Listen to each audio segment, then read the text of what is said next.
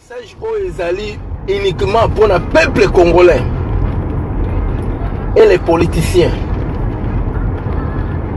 Les politiciens, je parle de Rassop, Rassoupou, et puis IDPS.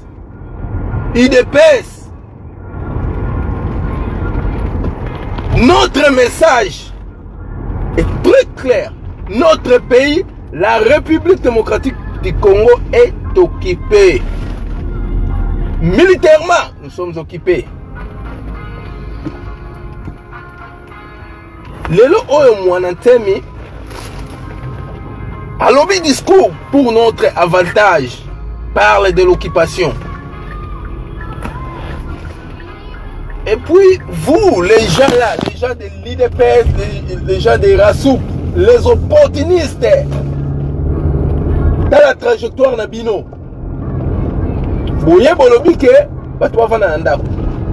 Lorsque les gens de Mwanantemi ou d'autres Congolais en train de marcher, vous, comme téléspectateurs, peuple congolais, na Kinshasa, as téléspectateurs, azotala, pazoloba, et bangola balekia. Les gens là, bazotambola pour la bino, mais Bovandi, bozotala bango, Congo za bango kaka batambola na bango. Tant bazopeta bango masasi, Mwanantemi bomisi batu. Moi je ne suis pas de Bangala, je ne suis pas de Moulouba, je ne suis pas de Moussoaili, je ne suis pas de BDD, mais je suis un Congolais. Je parle comme un Congolais. Mwanantemi Alexis Batou abomisi Batou wana bazokufa pona nini? Les gens là sont en train de réclamer notre pays. La République démocratique du Congo est occupée. Pour vos enfants, pour la banane na bino bazana vie, un vie meilleure comme na pays autour dans pays occidentaux. Pour que Congo soit libre, pour que la richesse à Congo, et la pour les Congolais, avantage les Congolais tout d'abord. Pour que Congolais soient soumis, pour que Congolais soient kibomoto, pour que Congolais à vivre bien, pour que Congolais à koufa na exilté, pour que Congolais à la douane, pour que Congolais à koufa na terre. Congolais a son soins médicaux, Congolais a son dignité comme un homme congolais. Mais aujourd'hui, les gens de l'IDPS, Motema mabe et foutakate. Ceux qui IDPS est salité et zabienté. Lorsque Fayou la Télémaka, qui était contre Fayoulou, c'est les gens de l'IDPS. Ceux qui congolais moussous ou bien un politicien à Télémi. Les gens de l'IDPS. Mais maintenant, message pour les gens de l'IDPS est très clair. IDPS. Toko Télémi la bino tina souka ya Congo. Toko Télémi la bino. Ba région nyonso. Je parle de Balouba, de Bangala, de Baswahili, de Bakongo. Vous télémez la IDPS. Vous télémez la IDPS. Parce que chez la République démocratique du Congo vient de l'IDPS. Lorsque le dictateur Maréchal Mobutu était affaibli, l'IDPS coopérait avec des Rwandais. Et puis IDPS a passé mot d'ordre. Et puis Code, c'est notre frère. Nana Zali moi aussi à Félix. Babomi à Congo. Félix Abana Babomi à Congo. Donc, tout ça le IDPS, Azali et Bandeli, la destruction de la République démocratique du Congo. Le maréchal Mobutu, Azali dictateur. Abomaki Congo. Mais IDPS est accompagnateur, la dictature. Peuple congolais, ce n'est pas un politicien Kobima. Politicien Bima Kaka Boye. Ceux qui ont fait la geste, IDPS comme ici Manae.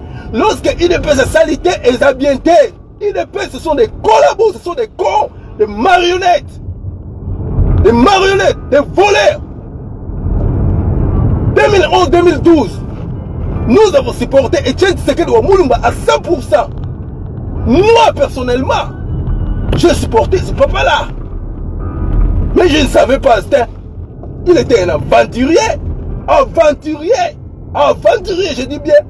Etienne Tshisekedi, c'était aventurier. À lire un pouvoir, à traiter un pouvoir, à traiter un impérialiste, et puis à même le peuple congolais, à la pongue bébé. Mbongo Imperium, tu peux ça, Ezali Wapi. Félix, toi, le fils de bâtard, Mbongo Topesa, il y a Imperium, Mbongo Kenda Wapi. Vous allez là, il faut, au peuple congolais, explication, Mbongo, il y a Imperium et Kenda Wapi. Vous êtes des voleurs, UDPS, bande de voleurs, bande de mafiosos, des malfaiteurs. UDPS soit maudit. Parce que le peuple congolais a souffrir pour le moment. Vous allez au Koufa dans la charnière. Kassai central. Combien va Koufi? Combien va Koufi dans Kassai? Vous avez mal comme là. Ma maman a violé la Kassai. Madame qui va sauter la Kassai. Et Etienne Tshisekedi est tonga la Kassai. À ta toilette, pas tonga te. Honte d'être politicien congolais. Etienne Tshisekedi wa Mulumba. Asali honte de politicien congolais. C'était un gourou. Qu'est-ce qu'il a fait? Rien de tout. Un collabo. Quand ça vous va bien dire, nous sommes à Kunda Malibanda. Ce n'est pas que tout ce monde là, c'est une prophétie. Et puis, ils allaient accomplir. C'est bon, on s'en fout. Et bien maintenant, ça n'a rien à voir avec les Congolais. On s'en fout. Pourquoi comme ça? Pourquoi toujours IDPS? Liaou, Mwakem, les vrais volontaires de IDPS, des intellectuels. Balongola bango kakaboye pour la qui tribalise, pour la qui tribalisme, tribaliste. Balongola bango kakaboye. Parce que ma mesani, ma biloko ya sima, biloko cache. Nazo yiba moi langage moko na yokaki et pas ya mutu moko boye. Hein, na yibi yango parce que ça ya ngaite. Soki il fait ces salités mutu so sala te. Tout le monde yango. Tout le monde yango. Je dis bien, IDPS soit maudit. J'aime beaucoup son pouvoir dans la République démocratique du Congo. Parce que vous avez un tribaliste. Et puis, Ezine Mounene, il y a un productif de collaborer avec l'IDPS. Banda. Combien va collaborer avec Hippolyte Kanambe? Combien? Dans son sein, le peuple congolais partout, aux alliés. Tout le drapeau est IDPS. Que tozali na respect na bango te parce que baza na respect batu misusu te. Pourquoi ça? Pourquoi IDPS toujours à telemela volonté ya peuple congolais? Mwanatemi tambolaki pona bolamu na ye peut-être mwanatemi avec la idée misusu mais le quoi ça là qui c'est notre langage. C'est notre souhait. La République soit libérée. Parce que le pays est occupé. Les rassemblements là, ce sont des cons, ce sont des voleurs, ce sont des malfaiteurs, des opportunistes. Le Kamtatu là, autant la vie est Kamtatu à Uchiwapi, à partir de son père. Ce sont des collabos. Collabos, c'est comme ça. Menteur au menteur. Oh, collègue de Robuka. IDPS toko telemela bino. Je parle de Bangala, de Baluba, de Bakongo, de Baswahili. Peuple congolais telemela IDPS.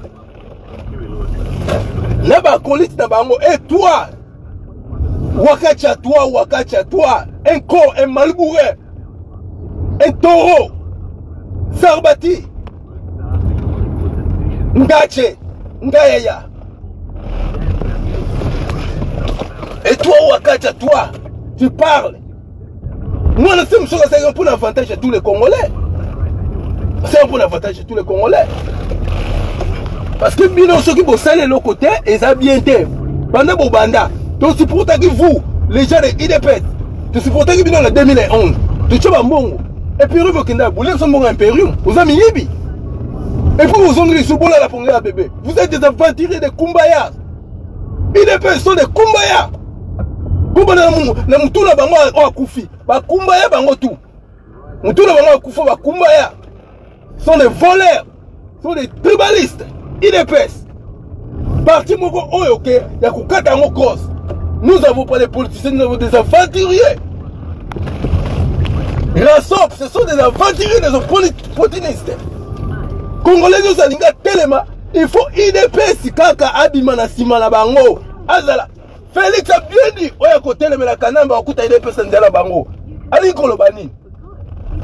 Ali kolobani. Félix, il est très Zoba, Nyama, Mataba lokola mutalien mungwa.